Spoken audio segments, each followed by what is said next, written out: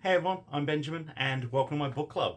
I've just finished book 3 of the Red Rising series by Pierce Brown, titled Morning Star. And, can we talk about the ending a little bit? My non-spoilery opinion is that you should read this book, you should read the previous books, you should read the whole trilogy. Despite what I'm about to say, this book is fantastic. It's a really solid ending to the trilogy, but I have some problems. Look, spoilers from here on out.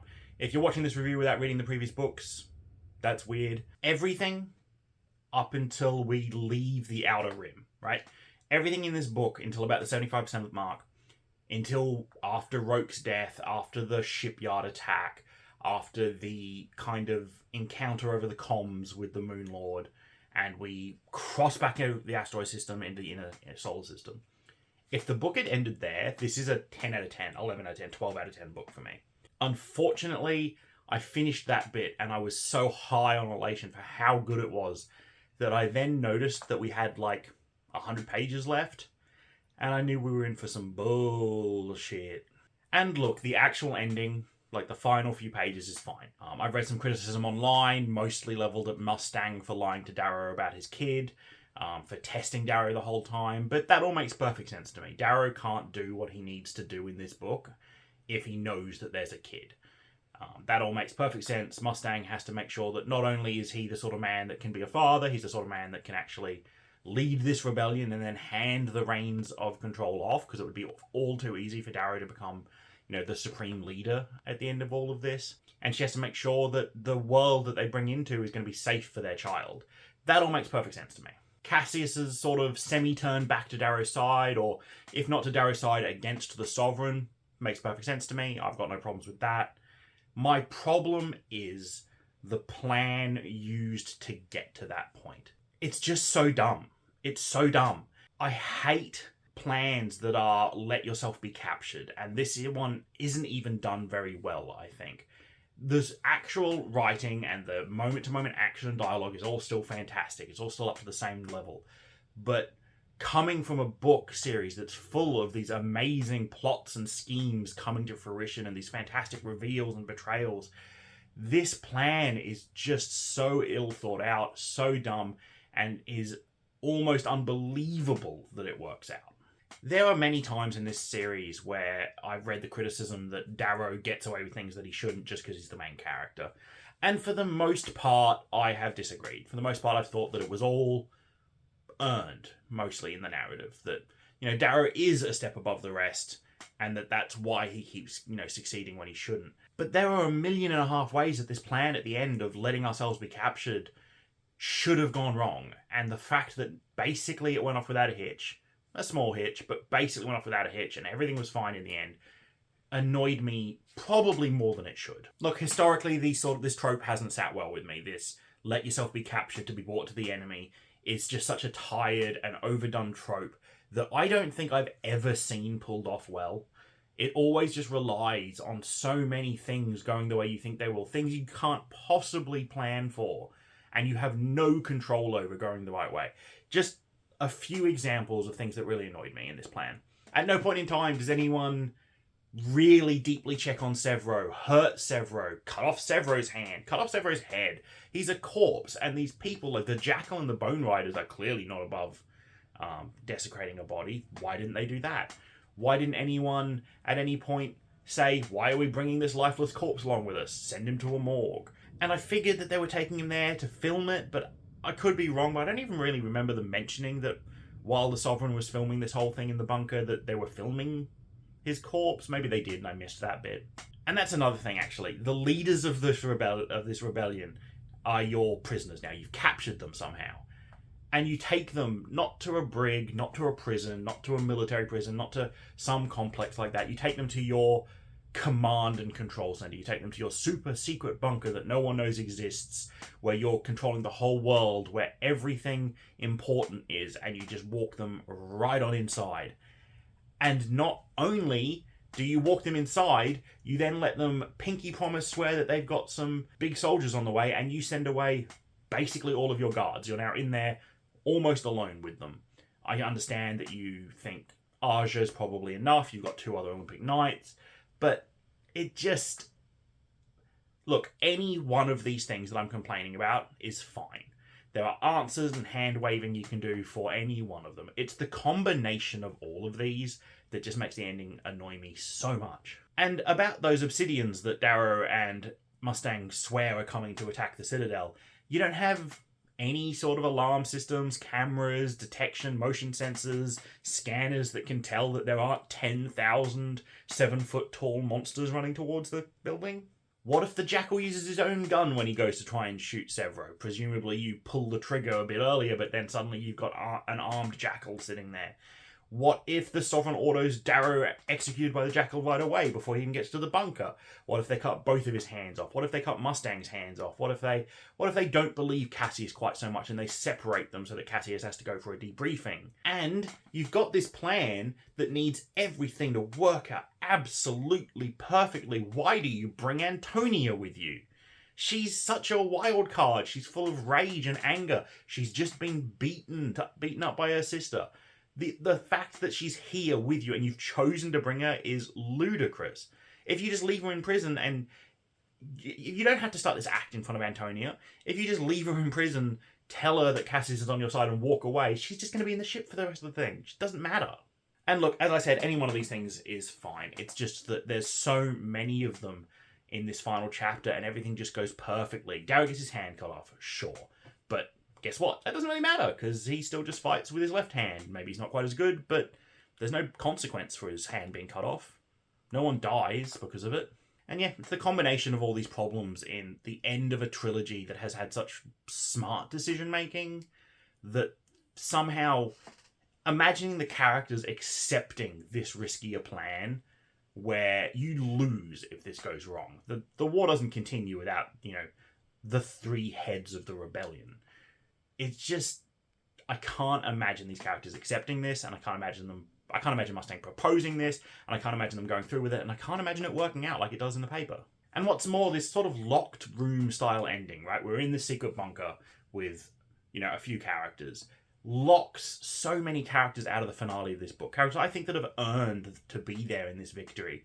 Characters like Victra and Daxo, Theodora, Sephi, Orion, all of the Howlers. They've been built up so much in these previous books that the fact that the last quarter of the finale they're just absent completely is really disheartening to me. And I felt like the book had done such a good job of involving all these characters before in fun and surprising ways that it just sucks they weren't there at the end.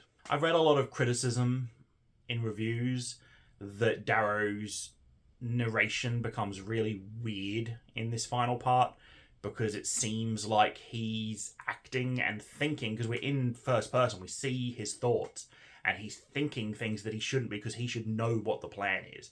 He shouldn't be thinking things about how angry he is with Cassius or how worried he is that Sevro is dead.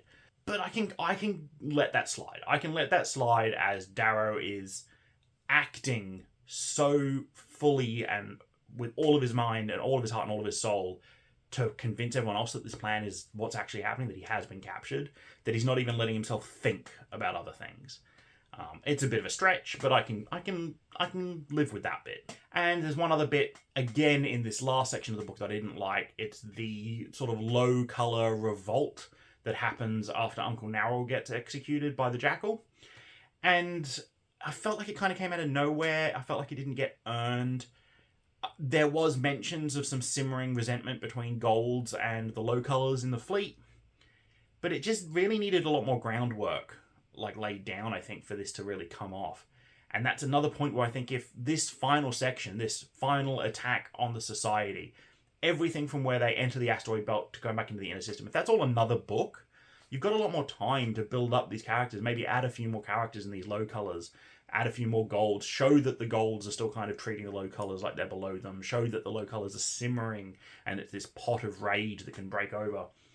And build Narell up a bit more. We're told that people respect and love Narell, but I feel like we don't see it a lot. I feel like the character we see of Narell, if people see him executed, it's sad. Because, he's one of your leaders, but it is a war, people die. The way it happens, it just doesn't feel like it is in any way earned for the revolt. I feel like maybe the Jackal needs to make it look like it's the Gold's fault that Nowell got captured. Maybe even just straight up make it the Gold's fault. Some arrogant Gold fucked something up, and now Nowell's captured and dies. And that makes it all work better. I feel like it's clearly set up because Pierce Brown had that image of Sevro mimicking Darrow's, like, getting himself whipped, whereas, he's hanging Cassius and now he's hanging himself because he's committed the same crimes. That's a fantastic scene, and it just feels like it's put in there without enough work leading up to the rebellion to make it work for me. But look, that's a lot of negativity. I'm sorry. So I'll just balance it out by saying, until that plan kicks off, the book is absolutely phenomenal. Up until we basically enter the inner solar system, I have zero complaints. From page 1 all the way through there, this is a 5-star, 6-star, 7-star read. This is such a fantastic book. All the Moon Lord stuff is so good. Darrow destroying the shipyards at the end with the Colossus, the Moon Lord himself semi-knowing what's happened but not able to say because of the political ramifications. Giving up the sons of Ares in the Rim, killing all the low colors that were on the shipyard. It's one of the best bits in the series, and I got legit chills from Darrow's actions there. Everything on Phobos rocks, kind of seeing the reality of some of these low colors in places that aren't the mines on Mars. Everything with Quicksilver is fantastic. Everything in the ice cap is amazing. I love seeing the Obsidians there. I love this other culture. I love going up to Olympus and dealing with the Golds there. Ragnar's End is absolutely heartbreaking. It's perfectly written. I have no notes, no complaints. I very nearly cried. As I said, everything up to that point, I just adore. It's just the ending, and there's some unanswered questions that kind of leave me a little bit irked.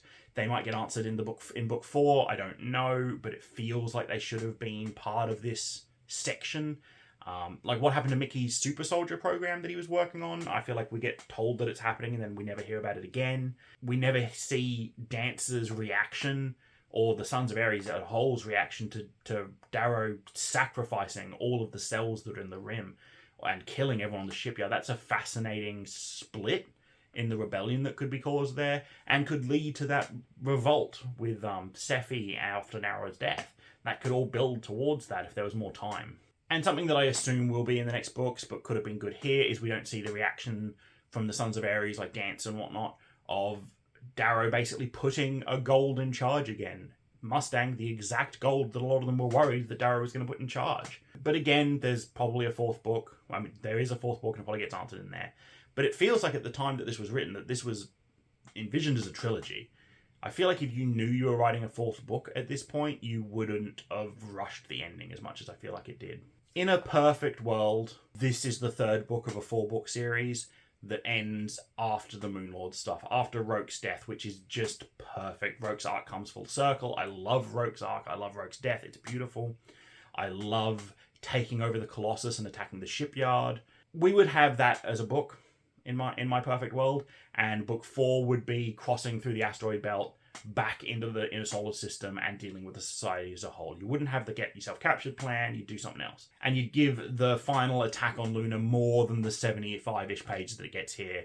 It deserves more than that. But that's not the world we live in. So, what's my rating? Look, up until the end of the Moon Lord's arc, as I said, this is an easy 10 out of 10, 11 out of 10 book for me. But the ending really irks me, as I think you can tell. I don't like being negative. But it still doesn't make this a bad book. This book is still fantastic, and it still gets a 7 out of 10 from me. It's still great. It's still worth reading. It's still a good ending to the series. I just wish it was slightly better because of how good things were leading up to it. Look, there it is. I am still going to read the remaining books. I think there's 4, 3 of which have been released. I'm not going to jump right in, though. I'm going to try and figure out a way to space them out so that I don't have a big wait between book 6 and 7. I might start reading them in October or something around there. If you've read the books, let me know what you think. Let me know what you thought of the ending of this. Did it disappoint you as much as it did me? Am I just a whiny baby? Am I too harsh? Am I not harsh enough? Anyway, let me know. If you want to check out my other sci-fi book reviews, the playlist is right up here. But most of all, just remember to keep reading.